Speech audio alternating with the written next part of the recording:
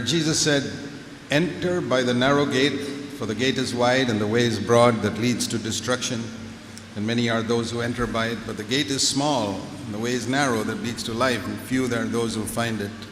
மத்தேயு 7:13 இடுக்கமான வாசல் வழியாய் உட்பிரவேசியுங்கள், கேட்டுக்கு போகிற வாசல் விரிவும் வழி விசாலமுமாய் இருக்கிறது, அதன் வழியாய் பிரவேசிக்கிறவர்கள் அநேகர். ஜீவனுக்கு போகிற வாசல் இடுக்கமும் வழி நெருக்கமுமாய் இருக்கிறது, அதை கண்டுபிடிக்கிறவர்கள் சிலர். So Jesus spoke only about two ways. இயேசு இரண்டே வழிகளை பற்றி அவர் பேசியிருக்கிறார். The narrow way and the broad way. அகலமான வாசலும் விசாலமான வாசலும் இடுக்கமான வாசல். And what happens through the years is that people who once preached the narrow way, gradually through the years such preachers make it broader and broader and broader. ஒரு காலத்தில் இடுக்கமான வாசலை பிரசங்கித்த பிரசங்கியார்கள் நாட்கள் செல்ல செல்ல அந்த இடுக்கமான வாசலை சற்று விசாலமாக்கி இப்பொழுது விசாலமான வழியாக மாறிவிட்டது. There are many sincere brothers whom God calls at a very young age to preach the truth. சத்தியத்தை பிரசங்கிக்கும்படியாக இளம் வயதிலேயே தேவன் அழைத்த அநேக பிரசங்கியார்கள் இருக்கிறார்கள். And they are gripped by the way of the cross that Jesus went. இயேசு சென்ற அந்த சிலுவையின் வழியாய் இவர்கள் அதை பற்றி பிடித்துக் கொண்டவர்கள் தான். And they are gripped by the calling not only to take people to heaven but to make them disciples on the earth. மக்களை பரலோகத்திற்கு அழைத்து செல்கிற அழைப்பை மட்டும் அவர்கள் பெறவில்லை, ஆனால் இந்த பூமியிலேயே அவர்கள் சீஷத்துவ வாழ்க்கை வாழ வேண்டும் என்பதை குறித்ததான ஒரு அழைப்பையும் அவர்கள் பெற்றவர்களாக இருந்தார்கள். So they preached this narrow way that Jesus spoke about. ஆகவே இயேசு பேசின இந்த இடுக்கமான வழியை குறித்து அவர்கள் பேசியிருக்கிறார்கள். And they make disciples. அவர்கள் சீஷர்களை உருவாக்கினார்கள். But after a few years they find that very few people are interested in being disciples. ஆனால் நாட்கள் செல்ல செல்ல சீஷத்துவ வாழ்க்கையில விருப்பமாய் இருக்கக்கூடிய மக்கள் மிகவும் குறைவானவர்களாய் மாறிவிட்டார்கள் என்பதை அவர்கள் பார்க்கிறார்கள். And then they look around and see other preachers are not preaching such a strict standard, and they get many people in their church. கண்டிப்பான தரத்தை பிரசங்கியாத மற்ற சபைகளை பார்க்கிறார்கள், அதிலே அநேகம் பேர் வருகிறதையும் அவர்கள் பார்க்கிறார்கள். So these preachers also have a lust to get more people in their church. தங்களுடைய சபைக்கு அதிகமான மக்கள் வர வேண்டுமே என்றதான ஒரு இச்சை இருக்கிறபடினாலே இவர்கள் தங்களுடைய பிரசங்கத்தை மாற்றிக்கொண்டார்கள். And so they widen that way and make it easier and easier and easier. ஆகவே அந்த இடுக்கமான வழியை சற்று எளிதாக்கி விசாலமாக்கி விடுகிறார்கள். And then many people come to their church. இப்பொழுது அநேகர் சபைக்குள்ளே வருகிறார்கள். But they are not all disciples. ஆனால் அவர்கள் எல்லாருமே சீஷர்கள் அல்ல. They are people who want to go to heaven. அவர்கள் எப்படியாவது பரலோகத்துக்கு போனால் போதும் என்று எண்ணுகிறவர்கள். In India everybody wants to go to heaven. இந்தியாவிலே ஒவ்வொருவரும் பரலோகத்துக்கு போக வேண்டும் என்று தான் விரும்புகிறார்கள். Have you met anybody who doesn't want to go to heaven? பரலோகத்துக்கு நான் போக விரும்பவில்லை என்று சொல்லக்கூடிய யாராவது ஒருவரையாவது சந்தித்திருக்கிறீர்களா? So all Christians want to go to heaven. எல்லா கிறிஸ்தவர்களும் பரலோகத்துக்கு போக விரும்புகிறார்கள். But all Christians don't want to give up sin in their life. ஆனால் எல்லா கிறிஸ்தவர்களுமே பாவத்தை தங்கள் வாழ்க்கையில விட்டுவிட விரும்புவதில்லை. And all Christians don't want to deny themselves every day and die to themselves. ஒவ்வொரு நாளும் தங்களை வெறுத்து தங்களுக்காக மரிப்பதற்கு ஒவ்வொரு கிறிஸ்தவனும் விரும்புவதில்லை. If you look at the Gospels, you find that Jesus preached the same message throughout his life. சுவிசேஷங்களை நீங்கள் பார்க்கும் பொழுது இயேசு இந்த சீஷத்துவ செய்தியை வாழ்க்கை முழுவதுமாக பிரசங்கித்தார். And result is people left him. அதனுடைய விளைவு என்னவென்றால் அநேக ஜனங்கள் அவரை விட்டு போய்விட்டார்கள். But it never disturbed him that people went away. ஆனால் தன்னை விட்டு மக்கள் போய்விட்டார்களே என்று சொல்லி இயேசு ஒரு காலம் மனதிலே சலனமடையவில்லை. I'll give you one example of that in John chapter 6. இதற்கு ஒரு உதாரணத்தை உங்களுக்கு நான் சொல்லுகிறேன். யோவான் என்ற சுவிசேஷம் 6ஆம் அதிகாரம். John chapter 6. யோவான் என்ற சுவிசேஷம் 6ஆம் அதிகாரம். Now here if you read in the second verse, it says a great multitude was following Jesus because they were seeing the signs which he was performing on those who were sick. யோவான் 6ஆம் அதிகாரம் 2ஆம் வசனத்திலே வாசிக்கிறோம், அவர் வியாதிக்காரரிடத்தில் செய்த அற்புதங்களை திரளான ஜனங்கள் கண்டபடியால் அவருக்கு பின் சென்றார்கள். Now whenever preachers see a great multitude, the first thing they think is to take an offering. இப்பொழுது மக்கள் எப்பொழுதெல்லாம் பெரிய கூட்டத்தை பார்க்கிறார்களோ அவளுடைய நினைவிலே முந்தி வருவது என்னவென்றால் காணிக்கை எப்படி வாங்கலாம். Because there are so many people here. நிறைய பேர் வந்து விட்டார்கள், காணிக்கை வாங்கினால் பெரிய தொகை வரும். But never in the Gospels did Jesus think, oh, there's a big crowd, let's take an offering. ஆனால் ஒரு காலம் இப்பொழுது திரளான மக்கள் இருக்கிறார்கள், நாம் ஒரு காணிக்கை வாங்குவோம் என்று சொல்லி இயேசு ஒரு காலம் அப்படி நினைக்கவே இல்லை. That was not his mind. அது அவருடைய சிந்தை அல்ல. You know what his mind was? அவருடைய சிந்தை எப்படி இருந்தது தெரியுமா? There's a big crowd here, verse 5, let's get them something to eat. இங்கே பாருங்கள், இங்கே பெரிய கூட்டம் இருக்கிறார்களே, இவர்களுக்கு நாம் சாப்பிடுவதற்கு ஏதாவது கொடுக்கலாமா என்று 5ஆம் வசனத்திலே சிந்திக்கிறார். And verse 5, we will buy the bread and give it to them. நாம் ஆகாரத்தை வாங்கி அப்பங்களை வாங்கி ஜனங்களுக்கு கொடுப்போம் என்று சொல்கிறார். That is the heart of Jesus. இதுதான் இயேசுவுடைய இருதயம். When he sees a crowd, he thinks they are hungry, let's give them something to eat. திரளான மக்களை பார்க்கும் பொழுது அவர்கள் பசியாக இருக்கிறார்கள், அவர்களுக்கு புசிப்பதற்கு நாம் அப்பம் கொடுப்போம் என்று எண்ணுகிறார். That is the difference between him and today's preachers. They always want to take an offering. இன்றைய பிரசங்கியார்கள் எப்பொழுதுமே காணிக்கை வசூல் செய்ய வேண்டும் என்று எண்ணுகிறவர்களுக்கும் இயேசுக்கும் இதுதான் வித்தியாசம். That is why today's preachers are not like Jesus Christ. இதன் நிமித்தமாகத்தான் இன்றைய பிரசங்கியார்கள் இயேசு கிறிஸ்துவை போல இருப்பதில்லை. Jesus healed so many thousands of sick people, but he never took an offering. எத்தனையோ ஆயிரக்கணக்கான மக்களை இயேசு சுகமாக்கினார், ஆனால் ஒரு காலம் அவர்களிடத்திலிருந்து காணிக்கை வாங்கவில்லை. If people voluntarily gave him some money, he took it because he had to feed 13 people, his disciples. தம்முடைய சிஷ்யர்களை 13 பேரை அவர் போஷிக்க வேண்டியதாக இருந்தபடினாலே மக்கள் உதாரத்துவமாய் தானாக மனமுவந்து கொடுக்கக்கூடிய காணிக்கை அவர் ஏற்றுக்கொண்டார். But he never took an offering. ஆனால் ஒரு காலம் காணிக்கை வசூல் செய்யவில்லை. He preached discipleship. Our சீஷத்துவத்தை So பிரசங்கித்தார். this chapter begins with a great multitude. ஆகவே இந்த அதிகாரமானது திரளான ஜனங்கள் என்று But ஆரம்பிக்கிறது. at the end of the chapter, ஆனால் இந்த அதிகாரத்தின் முடிவிலே we read in verse 70, 70ஆம் வசனத்திலே there வாசிக்கிறோம். were only 12 people left and one of them was also a devil. அங்கே 12 அவர் 70. சிஷ்யர்கள் தான் 70 பேர் அங்கே இருந்தார்கள், அதிலே ஒருவன் பிசாசாய் இருந்தான். Verse 70. 70ஆம் வசனத்திலே பார்க்கிறோம் 12 பேர் இருந்தார்கள். 12 people were left and one was a devil. 12 பேர் அங்கே மீந்தி இருந்தார்கள், அதிலே ஒருவன் பிசாசானாய் இருந்தான். This is a chapter which teaches us how it began with a multitude and ended with 11 people. எப்படி திரளான ஜனங்கள் மத்தியிலே அவர் ஊழியத்தை ஆரம்பித்து அந்த அதிகாரம் முடியும் பொழுது குறுகிய கூட்டமாய் சிறு கூட்டமாய் மாறிவிட்டதை பார்க்கிறோம். If he had only kept on feeding them with food, they may have stayed. அவர்களுக்கு தொடர்ந்து அப்பத்தை கொடுத்து கொண்டே இருந்திருப்பாரே, ஆனால் திரளான மக்கள் இருந்து கொண்டே இருந்திருப்பார்கள். Because he said in verse 26, you are seeking me because you ate all the food and you are filled. 26ஆம் வசனத்திலே வாசிக்கிறோம், நீங்கள் அப்பம் புசித்து திருப்தியானதனாலே என்னை தேடுகிறீர்கள் என்று சொல்கிறார். But he says in verse 27, don't work for this food which perishes. ஆனால் 27ஆம் வசனத்தில் அழிந்து போகிற அந்த போஜனத்திற்காக நீங்கள் கிரியை செய்ய வேண்டாம், For the food which endures to eternal life, which the Son of Man will give you. நித்திய ஜீவன் வரைக்கும் நிலை நிற்கிற போஜனத்திற்காகவே நீங்கள் கிரியை நடப்பீங்கள், மனுஷகுமாரன் உங்களுக்கு கொடுப்பார். And so then they ask him, how can we have this eternal life? இந்த நித்திய ஜீவனை எப்படி நாங்கள் பெற்றுக்கொள்ள முடியும் என்று கேட்கிறார். Then he tells them, அவர்களுக்கு சொல்லுகிறார், verse 53, 53ஆம் வசனம், unless you eat the flesh of the Son of Man and drink his blood, you got no life. மனுஷகுமாரனுடைய மாம்சத்தை புசியாமல் அவருடைய இரத்தத்தை பானம் பண்ணாமலும் இருந்தால் உங்களுக்கு ஜீவன் இல்லை என்று சொல்கிறார். Verse 54, 54ஆம் eat வசனம், my flesh and drink my blood, you got eternal life. என் மாம்சத்தை புசித்து என் இரத்தத்தை பானம் பண்ணுகிறவனுக்கு நித்திய ஜீவன் உண்டு. Because my flesh is true food and my blood is true drink. என்னுடைய மாம்சம் மெய்யான போஜனமாக இருக்கிறது, என் ரத்தம் மெய்யான பானமாக இருக்கிறது. And who eats my flesh, verse 56, and drinks my blood abides in me and I in him.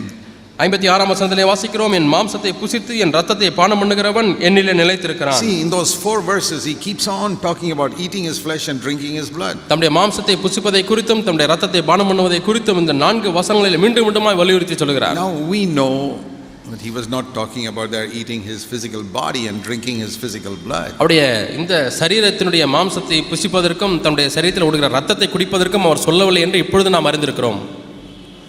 But they couldn't understand that. ஆனால் அன்று அவர்களால் இதை விளங்கிக் கொள்ள முடியவில்லை. What was Jesus meaning? இயேசு எதை அங்கே பொருள்படுத்தி சொல்கிறார்? In the breaking of bread, he said, this is my body broken for you, this is my blood shed for the forgiveness அப்பம் விற்கும் பொழுது of your உங்களுக்காக sins. பெற்கப்படுகிற என்னுடைய சரீரமாக இருக்கிறது, உங்களுக்காக சிந்தப்பட்ட புது உடன்படிக்கையின் ரத்தமாக இருக்குது என்று சொல்கிறார். But that bread, that's not the flesh of Jesus. ஆனால் அந்த அப்பம் இயேசுனுடைய மாம்சம் அல்ல, It's a picture. அதற்கு அடையாளமாக இருக்கிறது. That cup of grape juice, that is not the blood of Jesus. அந்த திராட்சை ரசம் அது இயேசுவின் ரத்தம் அல்ல, But it's a picture. அதற்கு அடையாளமாக இருக்கிறது. What is it picturing? அதை எதை உருவப்படுத்தி சொல்லுகிறது? It's picturing how Jesus died. எப்படி இயேசு மரித்தார் என்பதை அதற்கு அடையாளமாக நமக்கு சொல்லுகிறது. When we take part in that, we are saying, I also want to die to myself. நாம் அதிலே பங்கு பெறும் பொழுது நானும் என்னுடைய சுயத்திற்கு மரிக்க விரும்புகிறேன் என்று சொல்லுகிறோம். I don't want to please myself. நான் என்னை நானே பிரியப்படுத்த விரும்பவில்லை. I want to please God. நான் தேவனையே பிரியப்படுத்த வேண்டும். I don't want to do my will. I want to do the will of God. நான் என்னுடைய சுய சித்தத்தை செய்ய வேண்டாம். நான் தேவனுடைய சித்தத்தை செய்ய வேண்டும். See, all the fighting in the world is because people don't want to give up their own will. இந்த உலகத்தில் இருக்கக்கூடிய சண்டைகள் எல்லாம் ஏன் நடைபெறுகிறது தெரியுமா? தங்களுடைய சொந்த சித்தத்தை விட்டு கொடுக்க மனமில்லை. Husband and wife will fight because each wants to do their own will. கணவனும் மனைவியும் ஏன் சண்டை போடுகிறார்கள்? ஒவ்வொருவரும் தாங்கள் விரும்புகிறதை தங்களுடைய சொந்த சித்தத்தை செய்ய விரும்புகிறார்கள். Brothers in a church can't get along because each wants to do their will. சபையில் இருக்கக்கூடிய சகோதரர்களாலே ஒத்துப்போக முடியவில்லை. ஏனென்றால் ஒவ்வொருவரும் தங்கள் சுய சித்தத்தை செய்ய விரும்புகிறார்கள். People want to be the number one leader in the church because they want their own will. தங்களுடைய சொந்த சித்தத்தை செய்ய விரும்புகிறபடினாலே நான் தான் சபையிலே முதல் லீடராக இருக்க வேண்டும், தலைவனாக இருக்க வேண்டும் என்று விரும்புகிறார்கள். A person who dies to himself, ஆனால் ஒரு மனிதன் தன்னுடைய சுயத்திற்கு மரிப்பானால் he does not fight. அவன் ஒருபோதும் சண்டை போட மாட்டான். Somebody comes to fight with him, he says, I'm not fighting. யாராவது அவனிடத்திலே சண்டை போட வந்தால் எனக்கு விருப்பமில்லை என்று சொல்லிவிடுவான். நான் சண்டை போட மாட்டேன். And he will never fight for leadership. தலைமைத்துவத்துக்காக ஒரு காலம் சண்டை போட மாட்டான். Because he believes that God will give him leadership. என்னால் தலைமைத்துவத்தை கொடுப்பது தேவன் தான் என்பதை அறிந்திருக்கிறார். People want to take it away. ஜனங்கள் அதை எடுத்துக்கொள்ள விரும்பினால் எடுத்துக்கொள்ளட்டும். But God will give his servants the place which he has planned for them. தேவன் தாம் திட்டம் பண்ணின இடத்தை தம்முடைய ஊழியக்காரர்களுக்கு கொடுப்பார். But people don't want that. ஆனால் ஜனங்களுக்கு அது They தேவையில்லை. don't want to die to themselves. தங்களுடைய சுய சித்தத்திற்கு மரிக்க விரும்புவதில்லை. And so we read here, ஆகவே நாம் இங்கே வாசிக்கிறோம். people said, verse 60, many of his disciples said, this is a difficult statement, who can listen to it? 60ஆம் வசனத்திலே வாசிக்கிறோம், அவருடைய சீஷர்கள் அநேகர் இவைகளை கேட்டபொழுது இது கடினமான உபதேசம், யார் இதை கேட்பார்கள் என்றார்கள். And verse 66, 66ஆம் வசனம், as a result of this, many of his disciples withdrew and were not walking with him anymore. இதனுடைய விளைவாக 66ஆம் வசனத்திலே வாசிக்கிறோம், யோவான் 6ஆம் அதிகாரம், அது முதல் அவருடைய சீஷர்கள் அநேகர் அவருடனே கூட நடவாமல் பின்வாங்கி போனார்கள். If it's said there the Jews did not follow him, that we can understand. யூதர்கள் அவரை பின்பற்றவில்லை, பின்வாங்கி போனார்கள் என்று சொன்னால் நாம் அதை விளங்கிக் கொள்ளலாம். Who were the people who said in verse 60, this is a difficult statement? இந்த 60ஆம் வசனத்திலே இது கடினமான உபதேசம் என்று சொன்னவர்கள் யார்? Not the Jews, his disciples. யூதர்கள் அல்ல, அவருடைய சொந்த சீஷர்கள். Not the 12 apostles, other disciples. அந்த 12 அப்போஸ்தலர்கள் அல்ல, மற்ற சீஷர்கள். He had many disciples. அவருக்கு அநேக சீஷர்கள் இருந்தார்கள். But when they heard this way of the cross, they said, we don't want all that. ஆனால் சிலுவையின் வழியை அவர்கள் கேள்விப்பட்ட உடனே எங்களுக்கு இது வேண்டாம் என்று சொல்கிறார்கள். And when they heard the way of the cross, verse 66, his disciples left him. இந்த சிலுவையின் வழியை கேட்டபொழுது 66ஆம் வசனத்திலே வாசிக்கிறோம், அவருடைய சீஷர்கள் அவரை விட்டு போய்விட்டார்கள். As long as he was doing miracles and feeding the multitude and all these material things, they stayed with him.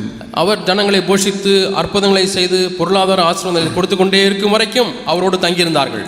But when he said, you got to eat my flesh and drink my blood, you got to die like I die. ஆனால் என்னுடைய மாம்சத்தை புசித்து என்ற இரத்தத்தை பானம் பண்ண வேண்டும், நான் மரிப்பது போல மரிக்க வேண்டும் என்று சொன்ன மாத்திரத்தில், you got to deny yourself and take up the cross every day and follow me. உன்னை நீயே வெறுத்து சிலுவை எடுத்துக்கொண்டு என்னை பின்பற்ற வேண்டும் என்று சொல்லும் பொழுது Then they went away. அவர்கள் பின்வாங்கி போனார்கள். And Jesus was not upset. ஆனால் இயேசு மனத்தாங்கல் அடையவில்லை. Today, if a lot of people leave the church, the pastor will go after them saying, please come back, how did we hurt you?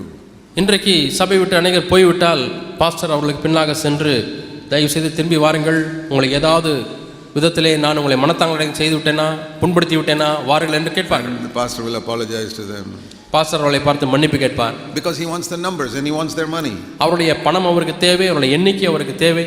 But Jesus was not bothered. ஆனால் இயேசு அதை குறித்து அக்கறைப்படவில்லை. They went away. அவர்கள் போய்விட்டார்கள். He said goodbye. Tata என்று சொல்லிவிட்டார். And then he turned around to the 12. இப்பொழுது 12 பேரை திரும்பி பார்க்கிறார். And said, Lord, he said, do you also want to go? நீங்களும் போய்விட மனதா இருக்கிறீர்களோ?